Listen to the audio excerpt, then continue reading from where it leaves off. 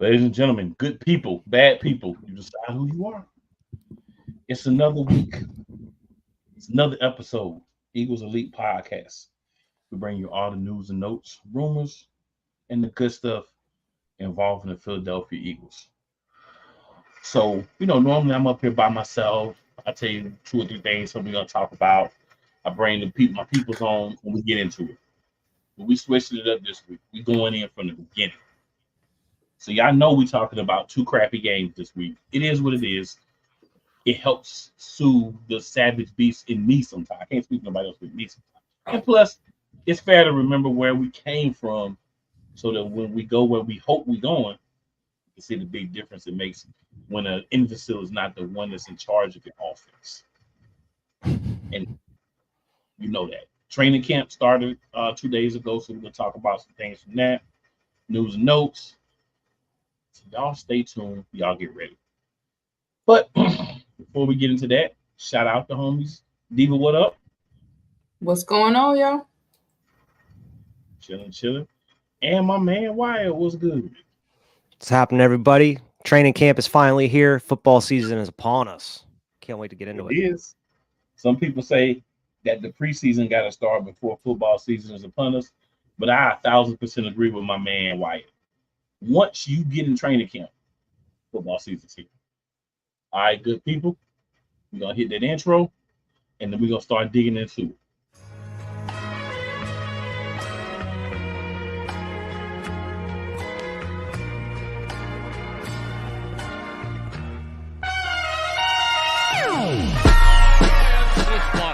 The kick is away, and the kick is, it's good! And the Eagles win! It's hard to come to South Philadelphia and leave here with the win. You just don't come to Philadelphia and leave here with the win. Eagles fans everywhere, this is for you. Let the celebration begin!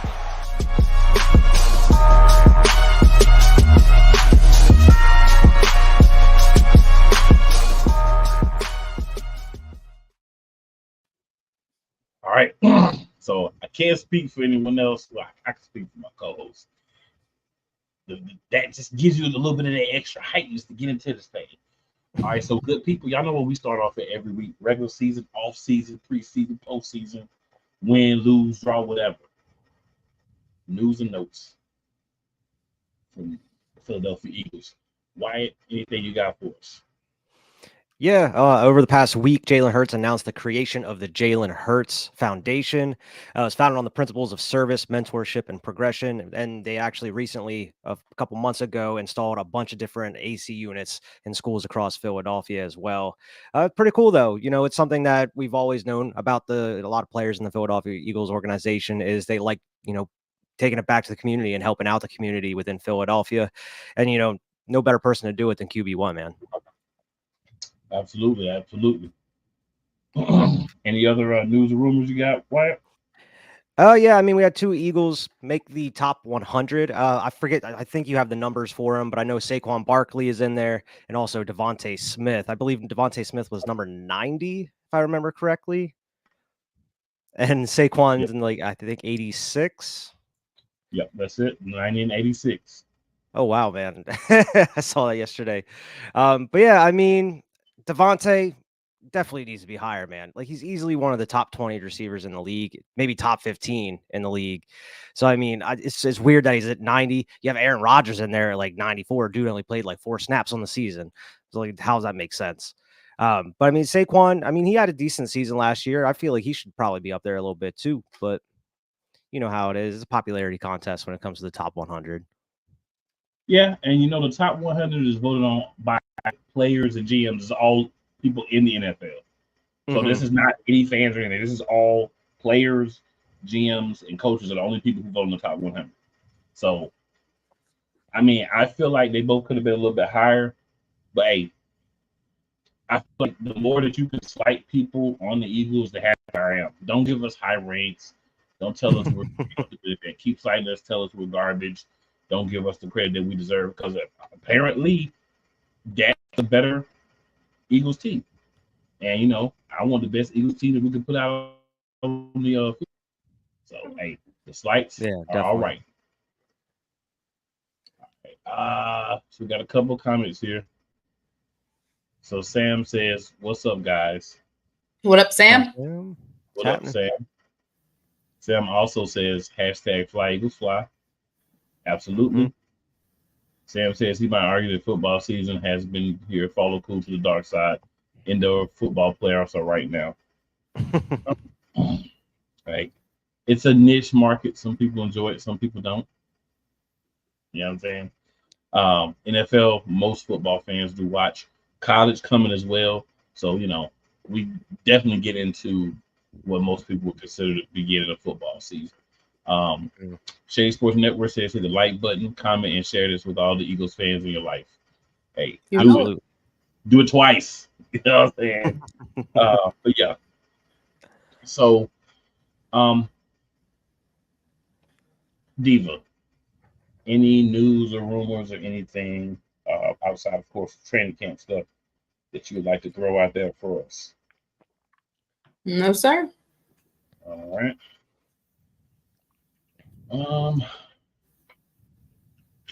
So I did have one other thing. So we had a couple of interesting things that I've heard about the Philadelphia Eagles last couple weeks. And we're going to talk about some of them separately and independently.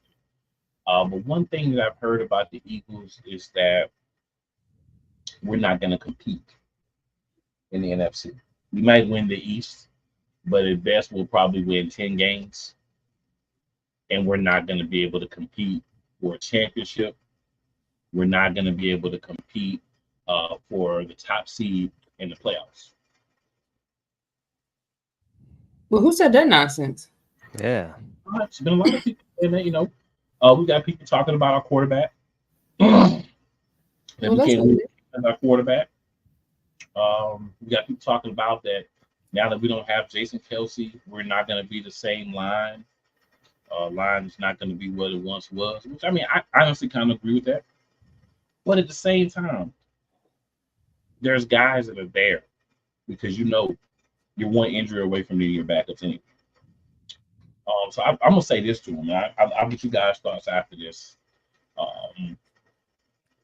Y'all kept QB1 out of the top 10, which was disrespectful. Thank you. You keep talking about we're gonna be like 10-7, maybe win the East, but we're not gonna really do anything more than that. Thank you. You said that we can't compete for a championship. Thank you.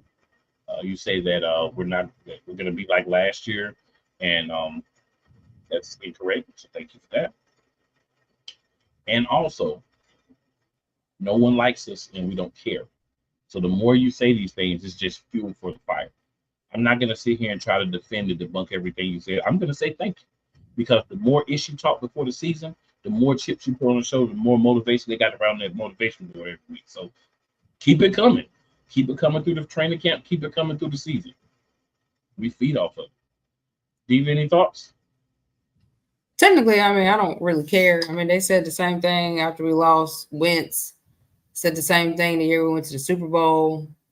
Last year, of course, they said that, and I can see why. Once we figured out we had Nick Sirianni as coach, then yeah. But not just Nick. We've always been hated. We've been hated every year. We was hated the year we went to the Super Bowl and won it. They said we weren't gonna win that. So it's always hating in Eagles Nation, and it's all good because we love it and we take that in, and that's why y'all don't like us, because that's just who we are, and we'll let you know how we feel and don't really care. We're gonna play it on the field, and I'm just trying to figure out really who's better in the East, because the East is garbage. Like it's hot garbage. But apparently the Commanders and the Cowboys have a chance to win the division. I'm just saying what people are saying. Yeah. Oh, that was a good joke. That was funny. Oh, that was funny. It was a good joke. I'm not saying anything. I'm just letting you know what I've been seeing on like ESPN, Fox, even some other shows and different stuff. So obviously these are people that are not Eagles fans saying these things. We already know Dakota Prescott is not going anywhere. And I gotta look. I don't even know who the quarterback is for the Commanders. Jaden Daniels, the rookie. Okay, Probably the best quarterback in the draft, in my opinion. Yeah, but you gotta hope that translates to NFL. Year one. Right. Yeah. And Cowboys, CD holding out as of right now. They got to pay him. Yep. And then while we're talking about holdouts, everybody's been loving on the San Francisco 49ers all off season. Trent Williams said F camp and didn't even show up. Yep. And Brandon Ayuk came. But he came so he could get fined. Yeah, he just said he don't get fined. Because as long as he show up, he doesn't get fined even if he don't participate. Yeah. So 49ers got a couple of issues there. I know we're not talking about Green Bay because Jordan Love won't throw. He show up, he'll do the drills, but he won't throw with the team, do the team stuff because until he gets a new contract. Hassan Reddick ain't playing, ain't practicing until he gets another contract. It's like, why would the Jets even get involved with the trade if they weren't going to give him a new deal? Appreciate it's just dumb. Yeah, straight up. At this point, straight up. Like I hate trading him, but if he wasn't going to play, you can sit over there and not play. Absolutely. Sam says, you're not wrong, sir. We got a OG back in the building. Old man Mob. He says, how we doing tonight, my brother Cool and the legend Wyatt with the great Eagles people. What up, old man Mob? What's going on, old man? Glad to have you back with us live. I know you've still been watching. We're glad to have you back with us live. I know sometimes life happens. You're not always able to hop on when we live. All good. We still bring it for you, so whenever you can watch it, make sure you hit that like for us, old man Mob, on the way in or the way out. Yes, sir. And old man, I know you hit that share board for the people too, so we greatly appreciate it. Yeah, so Detroit looked pretty strong so far. They haven't had a lot of issues. They haven't had a lot of defections, but they will miss the guy that we took back in CJ. But I just think to say that we don't have an opportunity, it's not like the AFC or anything. That's common. And to say that there's not strong teams in the NFC is a little disrespectful. But again, if you haven't realized, the theme of this whole season is going to be please disrespect us. Like don't give us props to disrespect us. That's what we need. Yeah. That's for some reason that's exactly what this team needs, is to be disrespected and be counted out. For some reason we just cannot. We don't work well when we're supposed to be the top dog for some reason. Like last year, we were supposed to be the team to go out there and get the number 1 seed. And of course we fell apart, but that was due to a whole ton of other things within the organization. But for some reason, everybody seems to play better whenever we're the underdogs, whenever we're counted out. So you already starting a season that way. Hey, I'm all for it. And it seems like, Howie went out, brought a lot of talent in because there was a lot to correct going into this season. All that's left to be, accounted for is going out and seeing what happens on the field itself. The defense is going to be a huge thing everybody's going to be looking at through the first, 4 or 5 games of the season here and also through the rest. But I don't nearly have many quarrels with the offense, but my eyes are mainly on the defense. But I understand where people are coming from, especially based off of last year, but that's only based off of last year. They're not looking at all the corrections that we made this offseason going into the season and exactly what we've done. You're not going to see that until the product's out on the field, but even from day one of training camp, which we're going to be getting into, it seems like there's some changes. Oh yeah. So old man says, I've definitely been watching, just haven't been able to type. Hey, we get it. We still appreciate the support, big homie. Absolutely. And Philly's in the building. She says, what's up, Philly? What up, Philly? All right, so we're going to move on. I think we got a lot that we could talk about as far as training camp goes. So with training camp, it's going a little while. So Cooper DeJean already has an injury, but it was an injury from like a way he was being stretched out and stuff, and worked out. So it shouldn't keep him out too long, but he's starting training camp not being able to practice. So yeah, they said about 3 weeks. Seeing when he'll be able to get back on the field. and hopefully he'll get a chance to be there for as much of training camp as he is. And we won't have any other concerns with him. And it's not a pre-existing injury or anything. It's something that just happened to be unfortunate. We do have another player who is sick, like literally sick. He's out, he's doing his thing, but you know, it's hard to practice when you're sick. So, excuse me, y'all.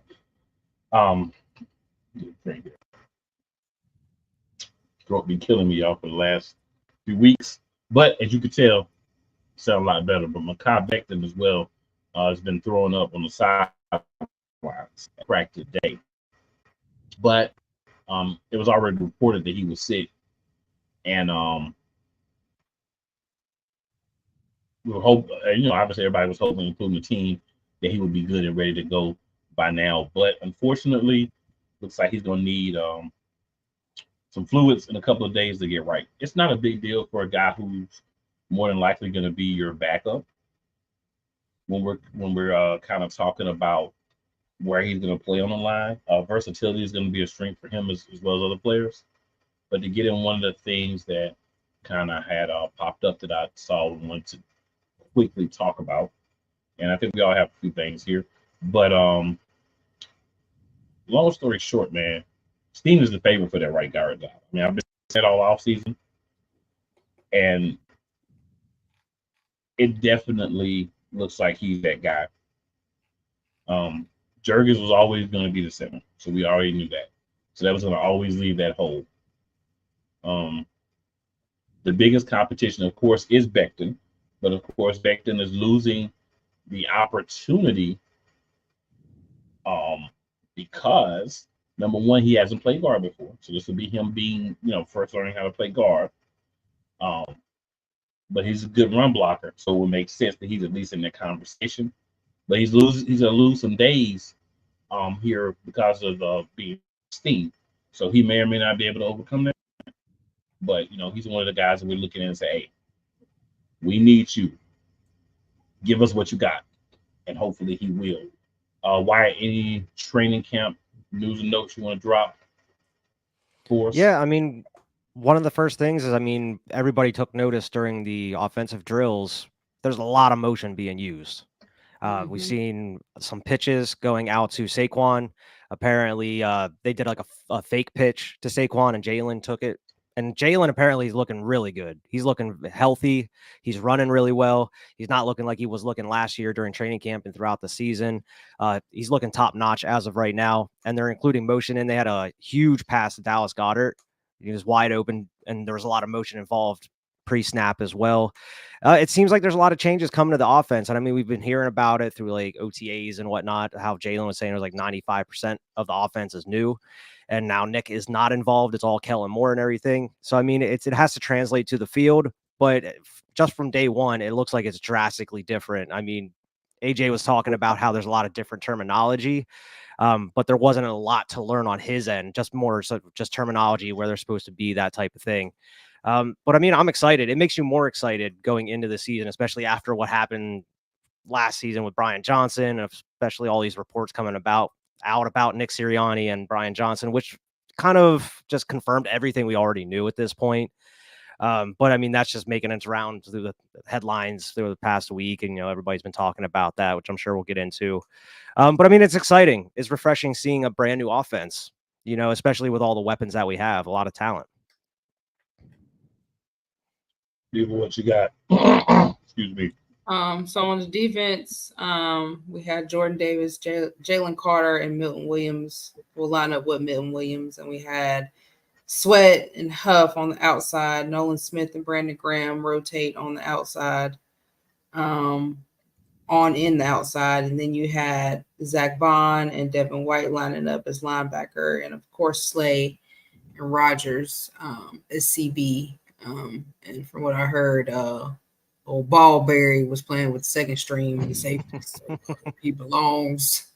So I'm excited to see how we really going to use this defense, and how Vic Fangio is going to switch it up and move it around. I know I've heard some people complaining, saying that we need a veteran DT like we had with Linval and Sue and Fletcher Cox. But I mean, listen, it's time for these young boys to get their shine on and become old school eventually. You gotta let them shine. You gotta let them get their play in, and eventually they'll be that Linval and that Sue and that Fletcher Cox. But if you don't give them the chance to get there, they're not gonna get there. And this is where we at. We just in the new thing of football where all the old is coming out and all the new is coming in. So I think we'll be fine. Davis and Carter, Davis has been playing for a while. So as Carter's is his second year, and I'm sure we're going to see a lot more dominance from him now that this is the second year for him. And he really knows and understands the system. And, it's time for us to see Milton Williams, really see what he's got. And I think that, just like Tyler Steen, Milton Williams, and they said that Milton Williams is something that's really not talked about, but he's been playing really well. So, I mean, I'm excited. Mm-hmm.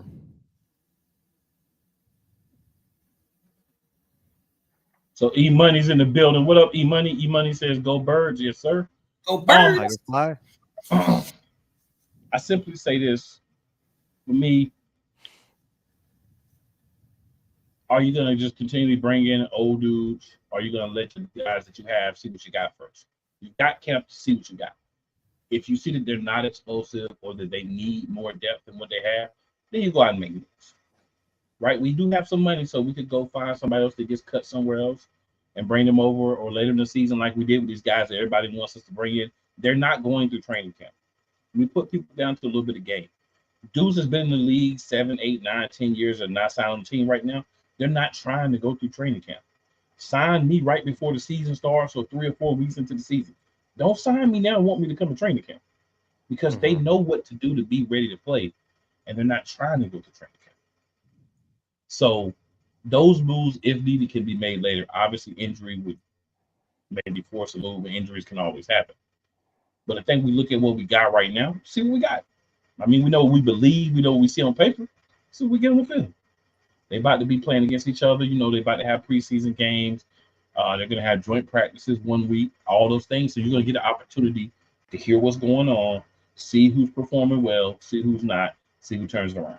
So I say, let's see what we got before we worry about, we need to add this, we need to add that. I mean, I feel like we need to add a receiver, but I mean, we can have 4 Hall of Fame wide receivers, and I'd like to add another one. Because it's just how I am, because I understand injuries, and you can take certain people out of the game by how the defense plays them. So if you have enough guys that can perform in the position, yeah, but you don't have that luxury with defensive line and stuff. Because again, you only have so many roster spots. You have to never forget, you only have so many roster spots. So we're not going to get everything that we want. There's no possible way. Also, we have a player that's going to be starting the season on the PUP list from his injury from last year, and that's one of our backup safeties. At the moment, his name, of course, is Sidney Brown. So at the moment, he's going to be there. So he's going to be there working on practice and getting better and getting treatment and things. But he's not been cleared for contact or any of those things as of yet. We'll see how long it takes for that. But that was expected. That's not an unexpected. Yeah. So this is nothing that was different from what we expected. Yeah, I saw it in the article they were talking about how they're not really sure of the timetable on when he's going to be ready. So it's possible they could look for other options as far as more depth. And I know it kind of goes against what you were saying about bringing some old guys in, but I mean, Justin Simmons, he's still out there. Maybe Simmons sign him not old. Simmons is he's 30. Yeah, but he's a good player. Yeah, I mean, it brings some extra depth in the safety. I mean, it would help with Vic Fangio's defense, the way that they're rotating in and out. You don't just have Reed Blankenship and CJ GJ in there. You can have Justin Simmons kind of rotating out with Reed Blankenship, or move these guys around if you need to. It wouldn't be a bad idea depending on the recovery timetable for Sidney Brown. I think the Dejon injury was making that more move than the Sidney Brown injury. Okay. Because Sidney Brown, we knew he was going to be out. This is not like a new surprise. Yeah. I don't think anybody realistically felt like yeah, I mean, we know when Dejon's going to be back. We don't know when Sidney's going to be back as of right now. Yeah, so I don't think we're going to really worry about the depth or anything too much, because we know Brown's going to be back pretty soon. And quite honestly, I mean, not Brown, but Deshaun's going to be back pretty soon. And honestly, he's going to be playing some safety. We already kind of knew that he was going to be playing some safety on this team as well. So I think that injury kind of has people say like, oh, maybe we need to go do this and go do that. I wouldn't be opposed to bringing in a guy who's been successful and who we want to target anyway, but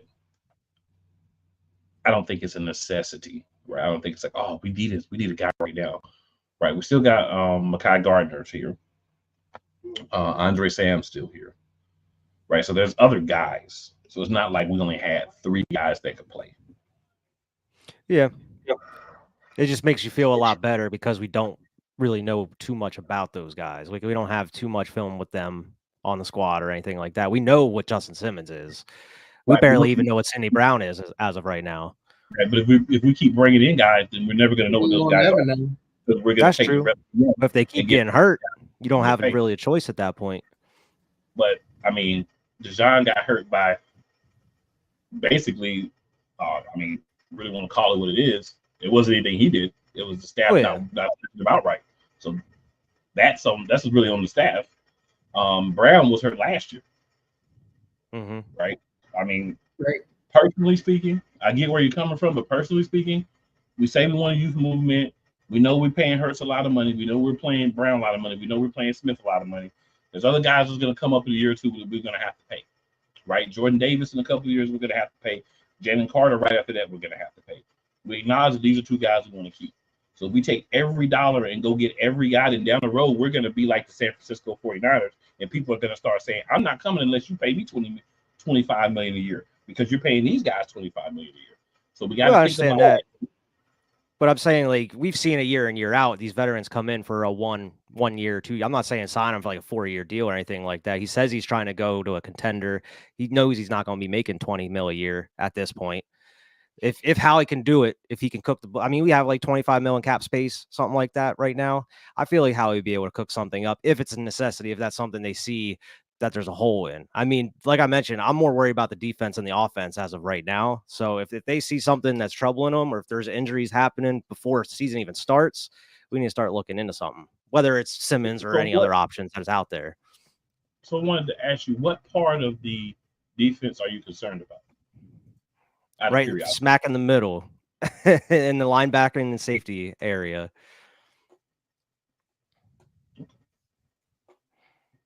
Any other thoughts? And it all depends on Vic Fangio's defense. We haven't seen what he can do with these players, though. That's the thing. We don't. Right. It's all going to be new. And I think that until I see what they can do. Yeah, I'm not really worried either because I feel like Vic Fangio. I think that he might have these players playing different positions, like switching them up. They're not playing the same position, but playing, taking in other spots like cornerbacks playing safety. Because I can see Ringo out there. So I think that I think we have enough to cover with like Sidney Brown's position. And, if Deshaun was to get, if, the injury got even worse, I feel like we have enough to cover that. And then if not, I feel like if it gets dire enough, then he will go. But I'm not really, until we see how he plays, until we see how Vic Fangio can plug and play, I think we'll be all right. I think he can plug and play pretty well. And having these guys play multiple positions. Fair enough. All right. So, guys, we're going to go ahead and take a commercial break. We're going to do a little bit of a longer one since we're about halfway in before we take one. Then we're going to come back. Got some more topics to discuss, a couple of games to discuss, but it's not too much about those games that we really need to say. Right. So, yeah. We'll definitely keep that in mind. So, here we go. First break. Rams fans all around the world. It's a beautiful thing to be a Rams fan right now. Stafford's back. We're going to see about Kupp. And running back Kyren Williams to return. Lend me your ears, or should I say lend Playmaker your ears, as he breaks down week by week everything in the Los Angeles Rams canon. Number 99, Aaron Donald. Can't wait for 2029 to come to know that you are going in the Hall of Fame, and it should be first ballot, no questions asked. Join the Playmaker as he breaks down everything Los Angeles Rams style in Ramily Talk on the Playmakers Blog Network YouTube channel and where you can find podcasts.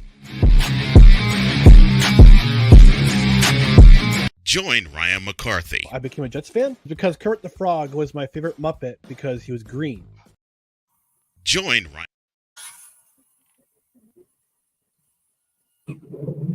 Ryan McCarthy. I became a Jets fan because Kurt the Frog was my favorite Muppet because he was green. And the Jets wore green. That's how I became a Jets fan. And Dustin Henry. ESPN is cashing all in on let's pay a few personalities and we'll just kind of fill in the gaps. As they walk you through all of the world of sports from their perspective. The Albany Empire, it's a literal circus. No credentials required. Where, Ryan, say the tag. Where you don't need a press pass to talk sports. Live every Tuesday at 8 p.m. Eastern, 7 p.m. Central on YouTube and wait. Oh, yes. The tradition, the pageantry, the spectacle, the history, the slut. Wait. I gotta rep my brother's stuff right. All my DMV soldiers, stand up! And welcome to the Commander's Gridiron Report. You want your commanders to be repped right? Well, D. Willie is your man. Commander's Gridiron Report. Every Tuesday at 11:05 a.m. Eastern, 10:05 a.m. Central on the Sotoba Media YouTube channel. Music by J. Cool. Where's my soldiers? Right side. Commanders. Where's my soldiers? Left side. Commanders.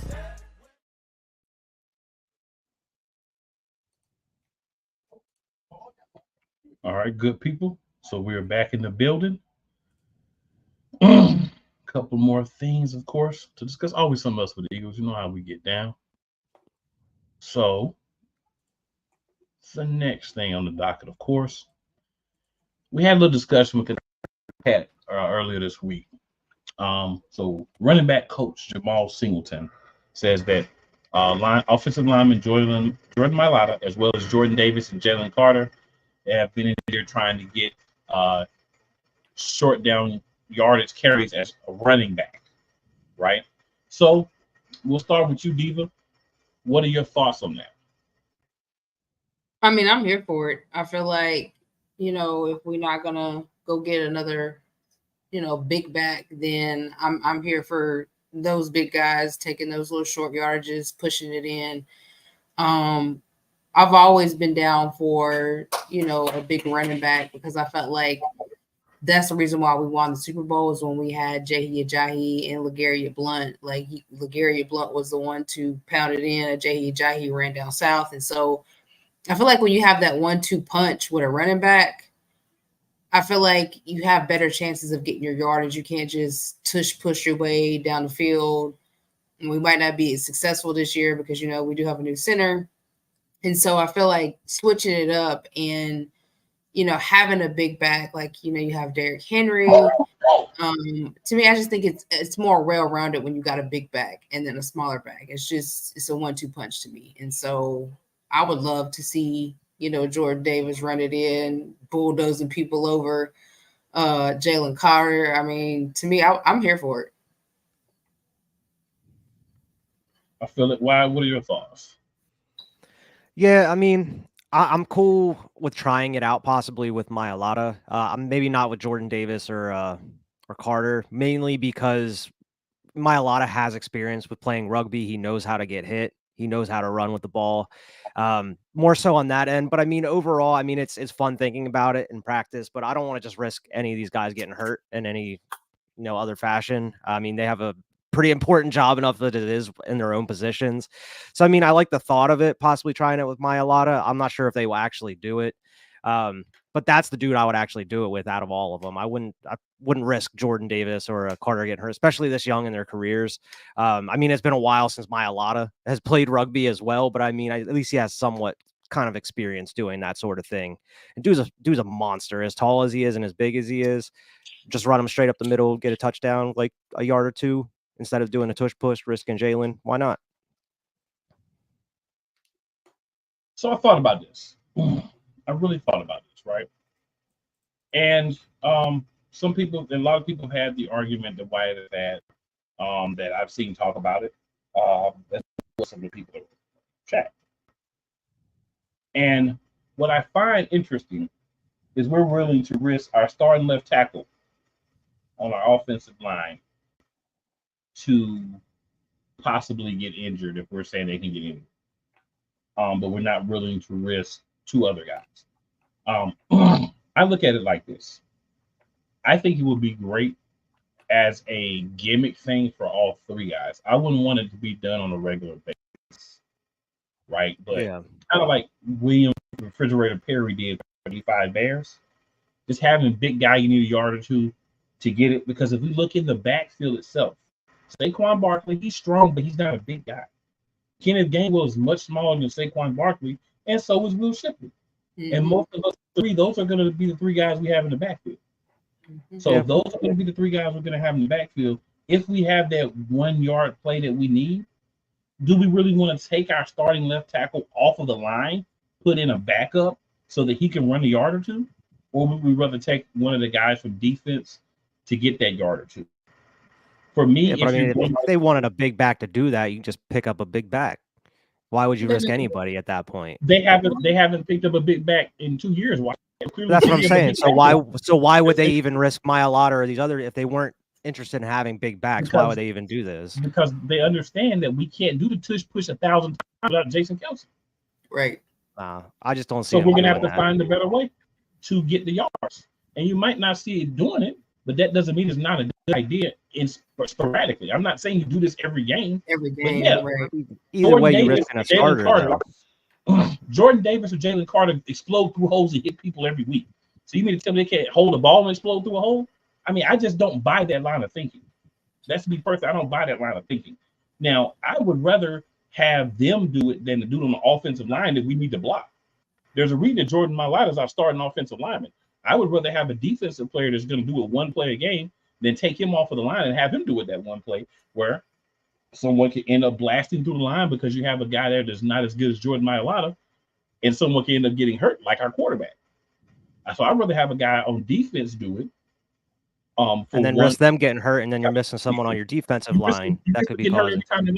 That's what I'm saying. It's the same thing you could say about either any of the players. 1 or 2 plays. I mean, it's 1 or 2 extra plays. You're not asking them to go out there and do it 15 times a game. They can get hurt on a regular play.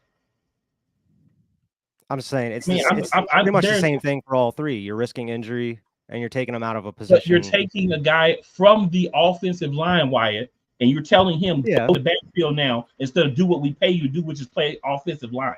That to me makes also the only one that has experience carrying a ball and getting hit. So unlike those others. I mean, you don't think at any time throughout their throughout their careers as players that Davis and Carter have never carried a ball. Maybe not. I'm not saying they can't do it, but I'm saying you have running backs that are trained running backs out here fumbling balls all the time. You have guys that aren't running backs that you're expected to go out there. No one's ever done it before. The players have done this before and been successful. It doesn't mean you should do it, though. This is the first time they've done it. It doesn't mean you should do it, though, just because it's been done before. It doesn't mean you shouldn't do it because you're scared of somebody getting hurt. Okay, but I'm saying instead of going through all this, why don't you just pick up a big back? Because they don't do it, dude. It's not that they don't do it. You're asking us a question we can't answer. We can't tell the Philadelphia Eagles to go bring out a big back. But we can say you got some guys out here that are saying, hey, if you need to use a guy in like a 1-2 yard thing, you need to pound somebody, I'm down for being that guy for a play or 2. I guess. I just don't see the point in it. Like, you don't see the point in having a larger guy carry the ball. I do, but that's what running backs are for, dude. Why are you using someone on the defensive line or an offensive line? It's dumb. The running backs to do it. That's why they don't have the running backs to do it. That's what I'm saying here, though. Like, what's the argument? Like, we don't have the running back, so go get the running back. But they're not going to do that. If you have players, they haven't done it for years.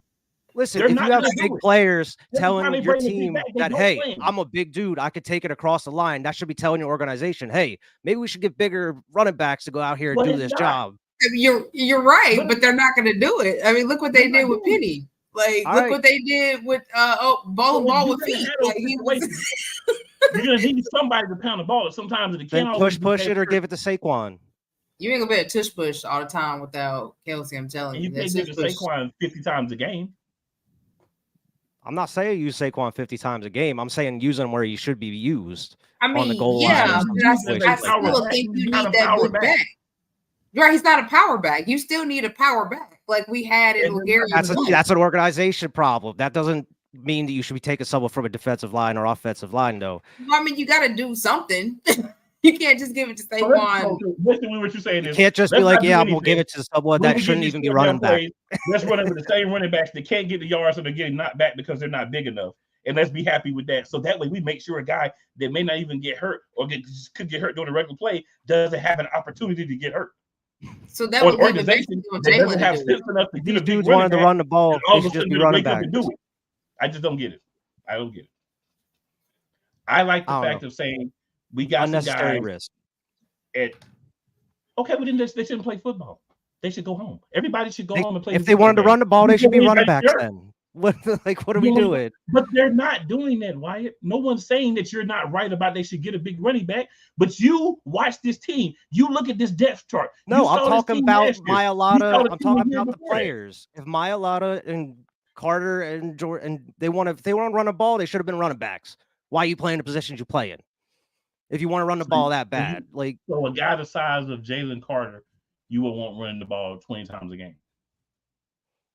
Why does he want to run the ball now? You want to run him 5 times a game, 3 times a game, 2 times a game? Need somebody big to get first downs, and he realizes they're not going to be able to do the tush push 50 times a game. That's why. All right, but I'm saying there's 100 other plays you could do to get you 1 yard or 2 yard instead of risking somebody that's not even on offense. I don't know. It's just unnecessary to me. That's just my opinion. So in your opinion, use the players that you have. Figure it out. You don't have to do the tush push. They have 500 variants of the tush push. You could toss it. Okay. You fucking have someone going across the middle. You can have Jalen running around. When you have Jalen running and he gets hit and he gets hurt, because you don't want to put them in position, but you want to put your quarterback in position to get hurt. Because every time he takes off with the ball, he can also get hurt, especially in short down situations where they're going to be looking for and seeking him because they know he's a running quarterback. Listen, so if Kellen Moore if Kellen Moore is an offensive coordinator that can't come up with 100 different solutions to get you 2 yards, that you have to use a defensive lineman or your offensive guard or whatever, then he shouldn't be offensive coordinator. Nobody said they that's what I'm saying. There should be you should have multiple solutions to get you 1 or 2 yards to have a little player. What says they can't be one of the solutions though? What says those players can't be one of the solutions? It's just dumb, dude. It's unnecessary. It's dumb to never have big backs and think you're going to get yards consistently on 4th downs or in short yardage plays. That's what's dumb. If those guys can carry the ball and they can get 2 yards, I'm with it. Again, as I said before, I'm not saying you do it every play. I'm not saying if those guys can do it, I'm with it. I'm not saying you do it every play. I'm saying if you're in a situation where you're like, you know what, we want to do something different. Bring out Jalen Carter, bring out Jordan Davis, and let them run the ball, in this situation. Maybe a touchdown. It could be a critical 4th down play. They have experience with going through a line. The only difference is learning how to hold the ball. And I'm sure they've held the ball before. I'm sure they've done drills where they've held the ball before. And finding your open holes and knowing the way the line's going. Just because they big doesn't mean they're going to be successful at running back. They can get stuffed. They're playing against same defensive guards. Right. It doesn't mean they're going to be good. It's not going to translate like you think it is. In football, you give a big fullback or a big running back 1 hole. This is your hole. We're going to block this hole for you. You're only going to have 2 or 3 seconds, but we're going to make a hole for you. You hit that hole, and then your job is just to fall forward. That's what big running backs do. Big running backs. We've seen plenty of big running backs get stuffed at the line before. This is nothing new. That's what I'm saying. Just because you can put them out there doesn't mean it's going to work. You've also seen big running backs bust through holes and get first downs, even when they get tackled in the hole. That's a big if. That's a big if. That's not a big if. That's not a running back. That happens at least half the time. It's at least a 50% chance that they'll get the first down. And you can't argue there's not at least a 50% chance they can get the first down. If you give a big guy the ball and have him fall through a hole. All right. So the 50% chance, why wouldn't we try it sometimes? I'm not saying you do that every time. You're sitting here like I'm saying, use this dude 10 times a game. No. But if you have a critical situation and you have a guy that you know can get the job done just because he plays on the defensive line, why not give him a chance? Okay. Why can't that be a wrinkle that the offense uses? All right, man. Whatever. I'm not going to keep going. We're just going in circles. I understand your point. We differ. Let's move on. Wyatt has never heard of the Refrigerator Perry, Christian Okoye, or anybody else. Unless they were a guy that was brought up as a running back, he doesn't want them to play running back for us. Now, maybe he's cool with his other teams, but he doesn't want them to do a play for us. That's fine. That's his opinion. I completely disagree with it. I think it's a great wrinkle to from time to time. And if it gets stuffed, then okay. It gets hurt, okay. Stuff too. You think you're gonna put what you're gonna do? You're gonna put Will Shipley in a hole and tell him to bust through and get 2 yards. You're gonna put Kenneth don't even gain well when he's wide open out there to do it. You're gonna put he definitely gonna get knocked back. I mean, it doesn't hurt to have it as a wrinkle. I'm not sitting there saying do it every play, but it could be another wrinkle that you could have in your offense. They're not asking to go out there and do 10, 15 runs a game. It's another wrinkle you could have. Okay, that's fine. I don't want to take them off. I'm not saying that they can't do it or they shouldn't do it. I'm just saying I wouldn't do it. That's all I said. I think it's a bad decision. I don't. If they do it, that's fine. I don't care. It's not that big of a deal to me. I ain't getting upset over it. I'm not getting upset either. But I'm getting like loud. Matt Henderson. Just because you get loud doesn't mean you're getting upset. I got to make sure I can get my point across. You don't have to get loud to get your point across either. But well, I mean, I have to make sure that I can actually talk. All right, man. I mean, I'll say 2 lines and then you say, no, listen, I'm still in the middle of what I'm saying. I mean, I'm not getting mad. Right, man. If I was getting mad, you would be able to tell this is not getting mad. I'm just saying it's not like it's a consistent thing. And if they were saying, I want to be out there 10 plus plays a game and play running back and be like the guy to get the yards at running back. Absolutely not. I have no parts. I don't want no parts of that. But if you're saying, 3-4 times a season, maybe 5-6 a season plays, you let me run the ball. Okay. If they can get have fun. 3 out of 6, I'd be happy. If they get 4 out of 6, I'd be elated. You know what I'm saying? At the same time, I'm not saying that there isn't some trepidation. I'm not saying that there's no way. Yeah, they could get hurt. That's a valid point. But they could get hurt. Anybody can get hurt. Yeah, but at least they hurt doing their job, doing what they should be doing, what they train to be doing, not doing another position that they shouldn't be doing in the first place. If they train them to do it, though, if they're in the running backs coaches here now, they're asking to try to get reps. So they will be trained to do it. They won't just be going out there without being trained. They'll take some reps at that position. Okay. That's her prerogative then. That's on the coaches. If they comfortable doing that, that's on them. That was just my opinion. I respect the opinion. I just don't agree, but I respect the opinion. I mean, you have a right to feel that way. Okay, let's move on then. I respect the opinion. Any other thoughts on that, Diva? No, I mean, I'm just here for it. I mean, it's obviously we don't understand we need a big back. We haven't understood that since we had LeGarrette Blount. So I mean, if you're taking 1 or 2 plays, to get it across the line, you're a big dude, and you got that block, then I mean, why not? I mean, I feel like football is football. You won't get hurt regardless. I'd rather have one of them do it than have them depending on Jalen Hurts to do it, because he would technically be the only other big back we would have, technically, in a way. And I don't want him out there because boy was hurt last year and the year before that and played through it. So I want him to run less. And I don't think it would be something we would run all the time. It's just here and there when we really need it, because I mean, we're just not gonna be able to tush push the way we did, when we had Kelsey in the middle as the center. So it's either that or, I don't know. All right. Playmaker says Eagles Elite Crew, what's good? What's good, Playmaker? Your girl Diva's here this week, sir. I'm back.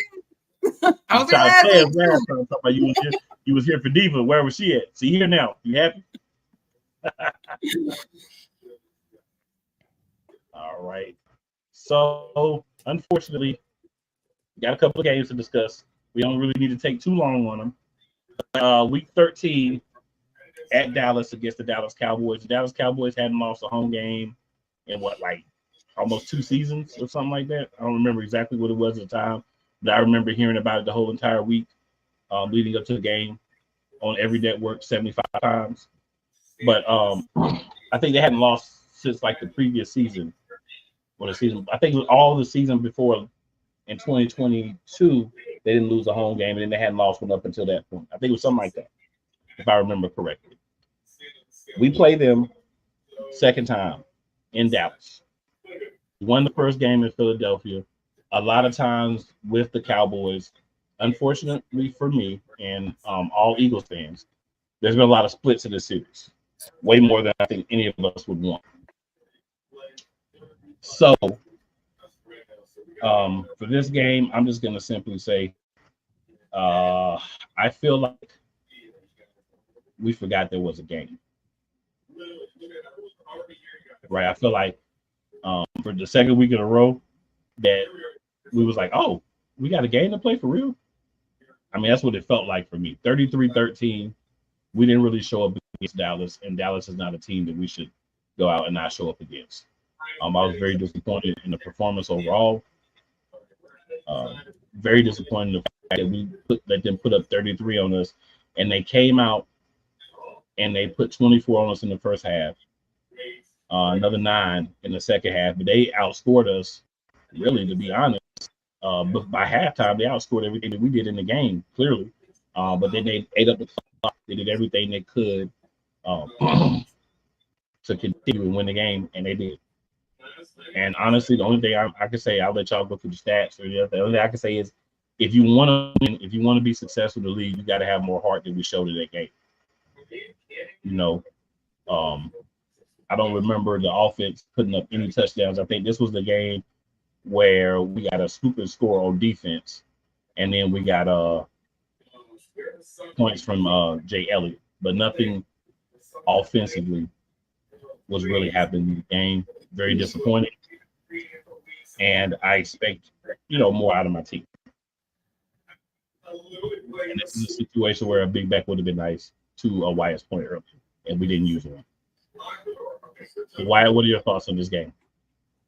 Yeah, I mean, it was terrible all around. Offensive line didn't play well at all. You couldn't really run the ball much. They didn't really even try to start until it was too late. DeAndre Swift had a couple nice runs in the back half, but this offense was terrible. They weren't able to score at all. Got those 2 field goals real early, and then they weren't able to really do much throughout the rest of the game. And the defense, yeah, they had the one scoop and score, but they didn't do much at all. They were getting ran all over. The middle of the field was just wide open for their tight end. It was abysmal. It was an embarrassing game for the Eagles in this one. It really was. It really was. So we got Wizzo Mays in the chat. So Wizzo says, go Birds. Wizzo also says, people downplaying how good we are going to be if we stay healthy. We're the best team in the league. I don't necessarily disagree. I think we're one of the best teams in the league. It may be the best if we stay healthy. So I definitely agree with you, Wizzo. And I'm sure my co-host also agree with you. Diva, what's your thoughts on this Cowboys game? Listen, I ain't going through no stats, period, because that game was just trash. The zeros. I mean, really, I ain't even going through no stats. I felt like it basically was like the first game. I mean, we won the first game by the skin of our teeth. Really, and I knew then. I said we're not going to beat them the next game. It's just no way. The way we played the first game, wasn't no way in the world we were going to beat them in Dallas the way that we had been playing. Just wasn't no way. I mean, you could tell by that time, the whole team has lost confidence in the coaching staff on both ends of the ball. People were just they wasn't even there mentally. Bodies was there, but as far as being mentally in the game, that had been gone. That was gone. And it just got worse from there on out. So, I mean, that was that. That's just what it was. We just gave up because coaching staff did not know what they were doing, and people were not going to be out there getting hurt. And, AJ got hurt one game and didn't come back in. Dude was fine. He didn't come back in. It was like, nope, I'm not about to risk no more. So, yeah, I mean, that was just a horrible game, one of many of we had. Yeah, that was the kind of game you don't want to have against a team like Dallas or against any team that's like a rival of yours. That's not a game you want to play against another team in your division, right? You get beat like that by a team like the 49ers. It's like, oh, whatever, forget y'all, blah, blah, blah. But this was a divisional game, and we screwed the poops on every level. There was nothing that we did in this game that I could take and say was good except for the field goal kicker. That's the only person. that I felt like did anywhere close to their job in this game. And so I was 13-33, and we're lucky it wasn't more than that. Dallas just went into clock riding mode in the second half. They weren't really out there attacking like they were in the first half. They were just running the clock, getting the game over with. But Dallas, unfortunately, saved us from being beat even worse than we were. We definitely want to take this game along with the first one and the second one we're going to talk about in a bit and flush them all. But it is what it is. Like I said at the start of the show, it's where we came from. So we got to get from where we were at to where we're going to be this year, which I do believe is going to be much better. All right, so we'll do our last commercial break here, guys, and then we will come back. We'll talk about some little differences of opinion that we're hearing between Jalen Hurts and Nick Sirianni, our thoughts on that, and then we'll quickly go through the second game because, again, there was nothing good that happened. But, hey, it's part of our season, so it is what it is. All right, so we'll get into this break, and then we'll be back. Drew Willingham. In this case, yeah, you put the blame on Kyle Shanahan for apparently not preparing the team enough for the overtime rules, supposedly. Cole Johnson. Peyton was considered the winner, and he was the darling of all darlings for Gerald. With a special appearance by Tyrone Alizé McDummy. Ain't nobody calling me. Text delete, delete, delete, delete, delete, delete. Join these two football enthusiasts as they give you Total Football Talk.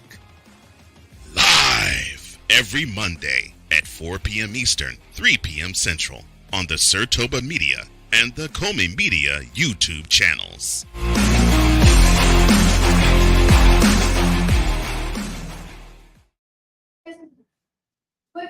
Whether it's the men's college game, The way that this season has been going, yeah, anything is possible. the women's college game, And how passionate Angel Reese was at that press conference, they got their mojo now. the WNBA, AJ Wilson on Twitter 1 and 2, followed by Brittany Griner, Aaliyah Boston, Jackie Young. or the NBA. The Lakers had a 0.8 chance of winning. And then what happened in the fourth quarter? LeBron James by himself outdid the Clippers. You will get any and all of the information right at your fingertips or your earlobes. Join the Playmaker as he breaks down all things basketball in Shooting Lights Out on the Playmakers blog, network, YouTube channel, and whether it's news, the largest egg producer finds bird flu in chickens at a Texas plant, weather, devastating tornadoes rip through the heart of the United States, inspiration, a breast cancer survivor completed the journey of chemotherapy and now begins a future one of matrimony or sports. Michael Jordan is shown on a photo with Diddy. LeBron James has a video extolling the virtues of a Diddy party. This has been yet another Beating a Dead Horse presentation. We got you covered. BS3 Network proudly presents The Morning Shift with Cole Johnson. Live every weekday morning beginning April 29th at 8 a.m. Eastern, 7 a.m. Central.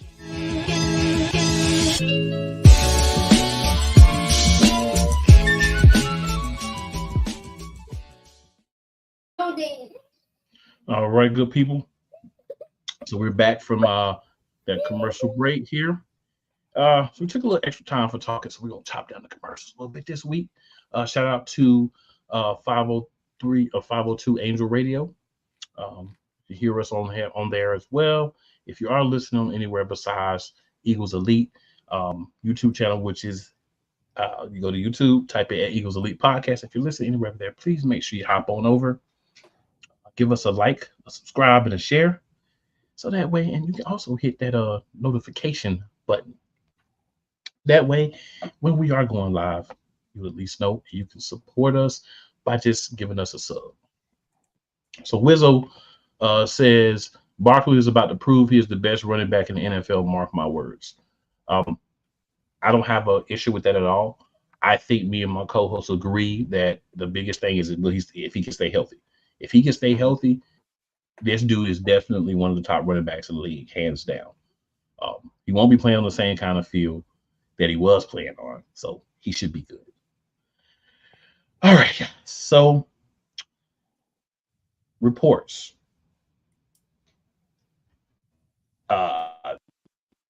Line up with interviews, body language, and everything we saw last year are that Jalen Hurts and Nick Sirianni have a relationship that will say these.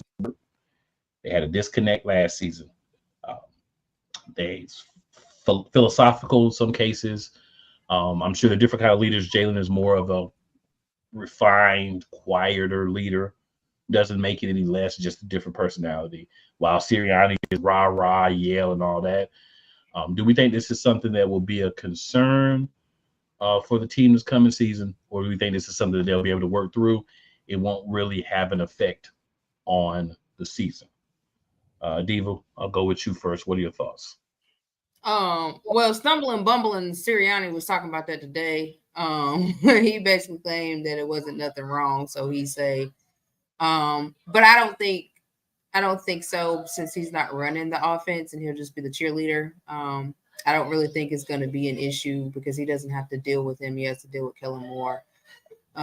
So I think maybe they can begin to repair their relationship. But I mean, I don't know if it's about repairing it, because I just feel like Jalen's such a quiet dude. And he just doesn't like the way Sirianni carry on, because even the year before last, you could see him like telling Sirianni to calm down when he would be talking crap to the fans and the players. And, he would tell him to sit down and just, chill out.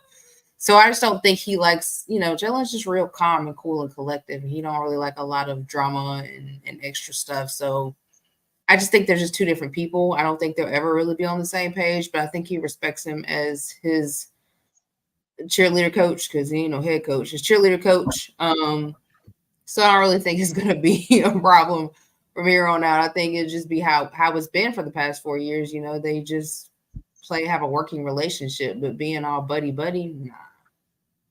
Did you say cheerleader coach? Yeah, that's what he is, cheerleader coach. He's going to be out there cheering them on. I ain't got nothing else to do. Like he was year before last. I'm not messing with her. Go ahead, White. What you got, man? Yeah, I mean, exactly what Diva said. I don't think it's going to be an issue because they're not going to be directly involved like they were previously. I mean, even during the Super Bowl season, it was Shane Steichen's offense. He was the one that was running everything, so they were more directly involved. It seems like that's going to be the same way here with Kellen Moore, unless the only reason I could think that could possibly cause some issues, like say it's like, in game, some crazy stuff is happening. They have to go down and drive. Nick's trying to call some kind of, he's trying to make some crazy decision, whether to go for it maybe on fourth, or he doesn't want to go for it. He wants to punt and Jalen wants to go for it. Maybe some types of those decisions, because I'm sure that comes down to Sirianni as a head coach. Like, yeah, we're going to go for it here on fourth. It's probably not going to be his choice of what play call or anything like that. That's going to be up to Kellen Moore, but those types of decisions are probably going to be on Sirianni, like it has been for the past couple of years. Maybe those types of situations make them butt heads, but overall, I don't think it should be that much of an issue. I think maybe that's probably why they kind of gave Sirianni the cheerleader CEO type role that he has. So he's not directly with the offense and, is with Jalen all the time. I know, what was it, like a couple years ago that Sirianni was saying that like every week they would have like a one-on-one meeting together. Last year, we didn't hear anything about any of those meetings. We haven't heard about that for like 2 years now. So we don't even know if they're talking much inside of the building at this point. So, I mean, I don't expect any issues between them. I mean, even Hurts kind of shut that stuff down in the middle of a question today. And he was saying like he has the trust in Laurie and Nick Sirianni and Howie and all that.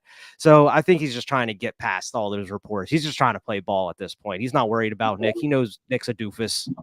He knows he's going to say some stuff he probably shouldn't. He's going to not make a lot of sense at certain points in some of these press conferences.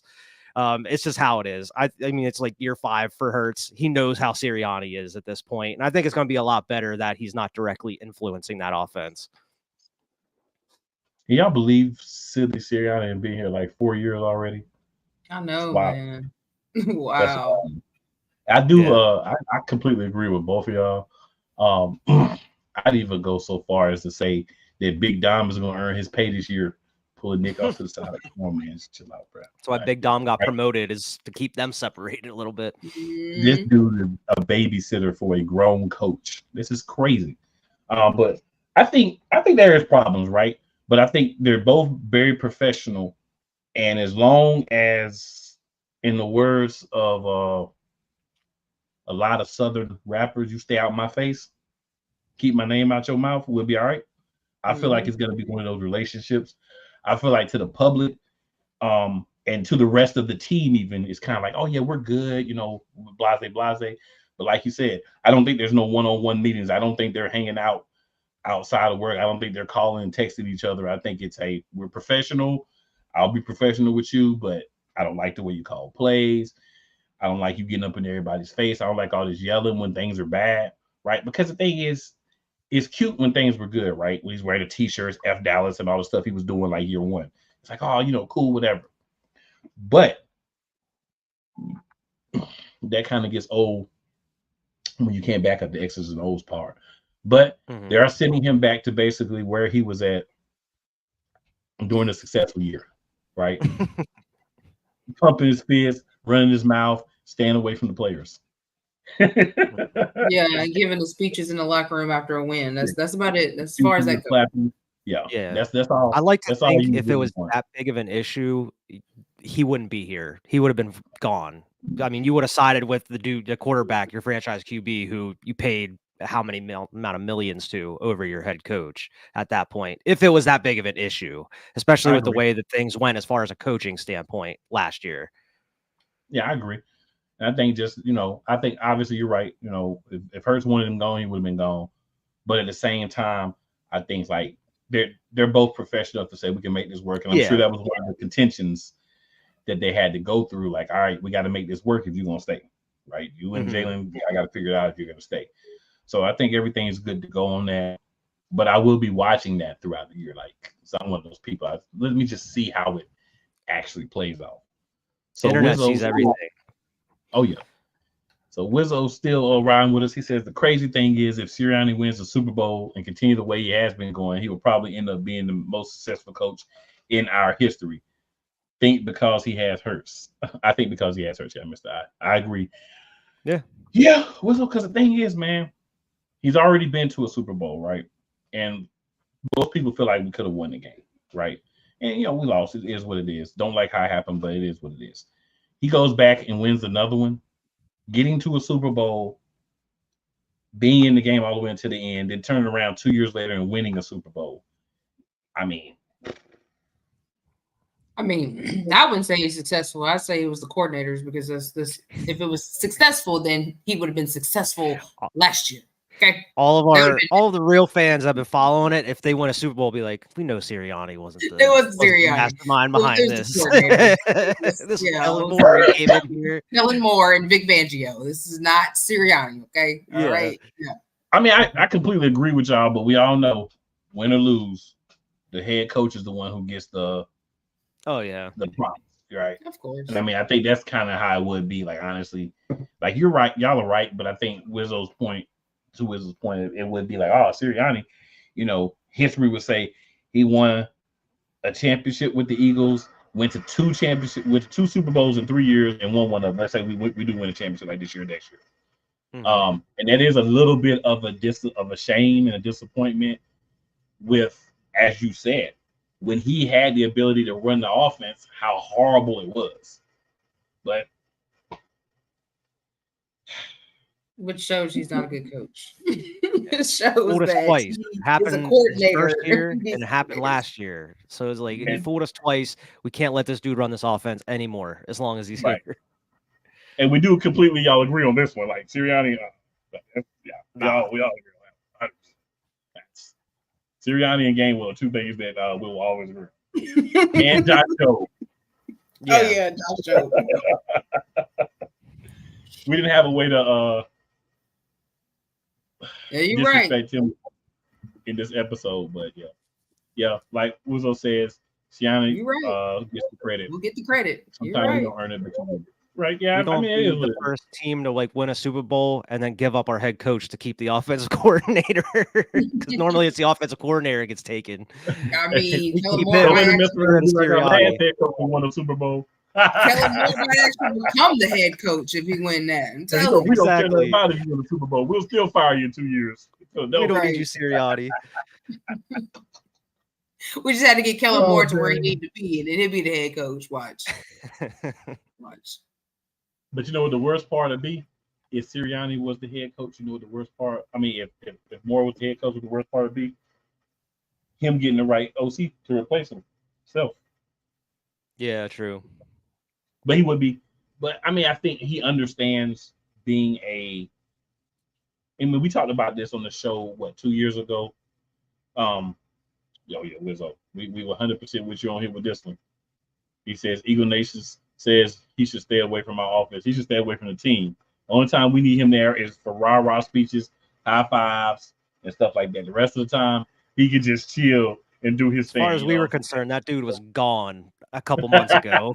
Like, get this man out of the building. We don't want him. wanted him out of there, right? If we had any say, we wanted him out of there. Real talk. But it was just disappointing to see. Like, we're fans, right? Just like everybody else, we're fans, so we get passionate. You know what I'm saying? We feel how we feel about things. But at the end of the day, we just want what's best for the team. You know what I'm saying? No one has to agree 100% of the time, but we want what's best for the team. What wasn't best for the team is silly Sirianni. Oh, Nicky tight pants. Yeah, that was not what was best for the team. So yeah, one last thing, y'all, we're gonna discuss here, and that's just that last game against the Seahawks. The Seahawks we hadn't beat in a minute, right? And we still haven't beat in a minute. We made their backup quarterback look like a star. Every damn time. Again, to Wyatt's point, and this has been so bad, I want to point out to everyone. We have been so bad in the secondary that Wyatt still doesn't trust our secondary. He is still, no, for real. Like, honestly, Wyatt still doesn't trust the two secondary because he's got PTSD from the secondary from last year. Facts. Right? Big and facts. you blame him for that. No, they were bad. They were bad. And this is another game where they just let a guy that isn't even really an NFL starter come out and look like Joe Montana against us. You know what I'm saying? Aaron Rodgers against us. Like, this is crazy. All I can really say, man, is we got to be better. We complained, y'all, that whole first 10 games or so. It was like, yo, we suck. We're not playing well. This is not going to last. We're going to be in a bad situation. And what was our clueless coach and a lot of people saying, oh, we're winning. A win is a win. Guess what? A loss is a loss, too. And we're starting to get losses as we start to play teams that understand that we had a donut hole in the middle. Also, teams that understand that we were vanilla on offense and that the team had gave up on the coaches. And you could see all of those things. And it was disappointing and hard to watch. It's even harder to have to go back and look at it. And it's even harder to have to sit on this show and talk about it. But it's a little therapy. But it still sucks too. That's all I really got to say about it. I don't even want to talk about the stats of this game either. We don't have to. I mean, this should have been a win. I mean, if we were winning this game with, what was it, like a minute and 50 seconds, 2 minutes left on the clock, we were winning this game. Defense just had to get one stop, and they let pretty much like a big Hail Mary pass go right into the end zone, and then they won it. It's ridiculous. And I'm not going to put this solely on the defense because, I mean, they did only allow 3 points in the first half. Because this is on the offense too. They weren't able to get it done when they needed to. They weren't able to get the touchdowns they needed. They settled for field goals.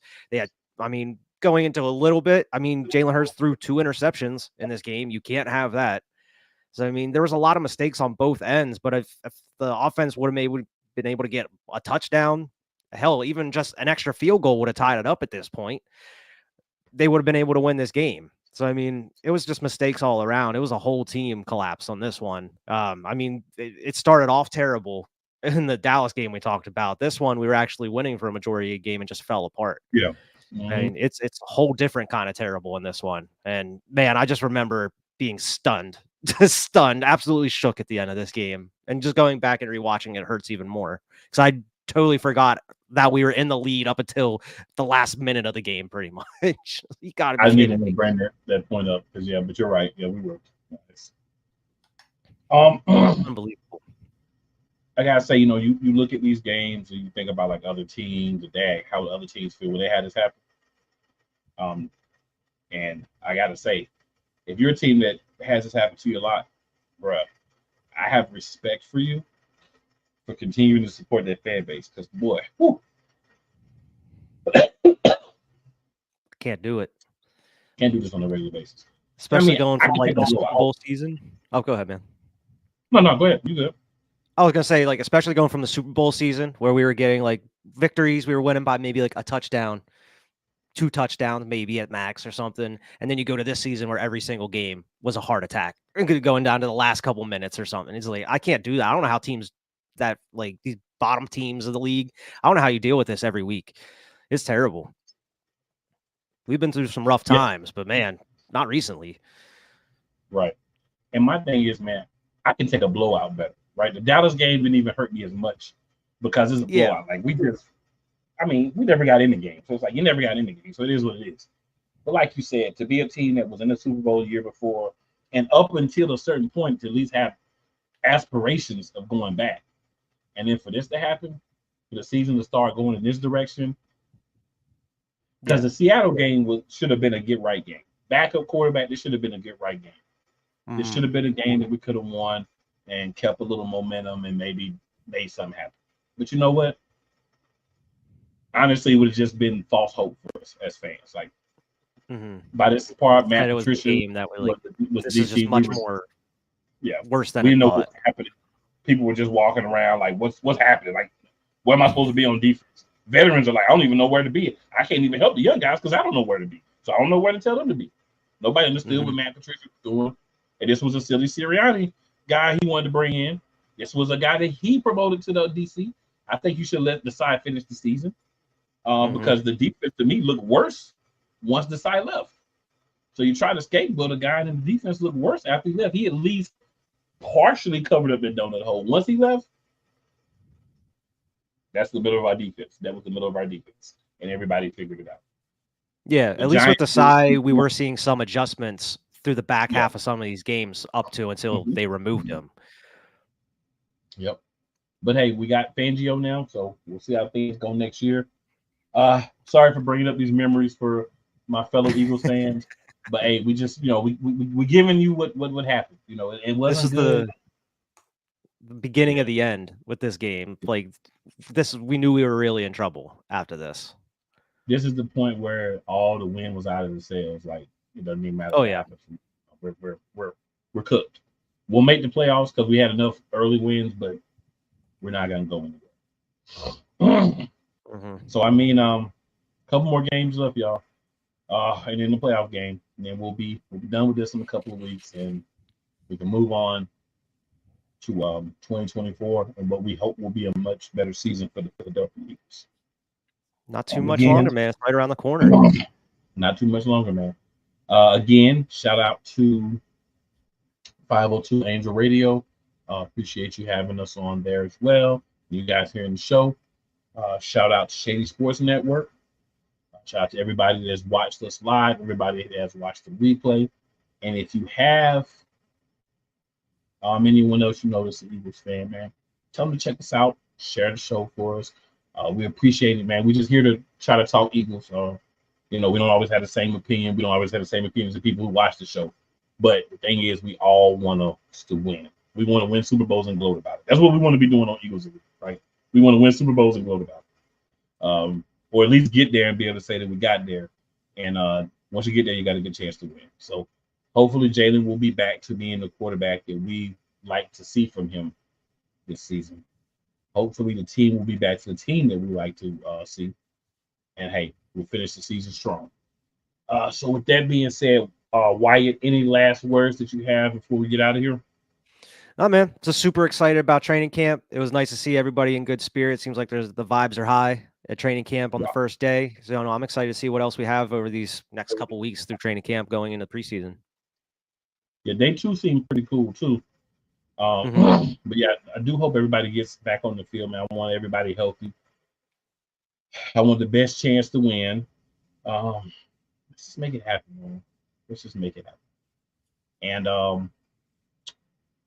I guess the only things I can say is, of course, fly Eagles fly. Hashtag be elite. And make sure you tell 4 of your friends and 4 of your enemies. It's because they don't like you doesn't mean they won't like us. And also, in the meantime, in between time, always remember, never where you start, it's always where you finish. And with that, we out. We'll be back next week. More shenanigans. Hey, stay tuned. We're gonna start dropping a few shorts. Make sure you're on to our TikTok, as well as our Instagram. So we're dropping some shorts from the show, and maybe slide in a little extra content depending on what we got time for throughout the week. But every week you can catch us here, and we'll holler.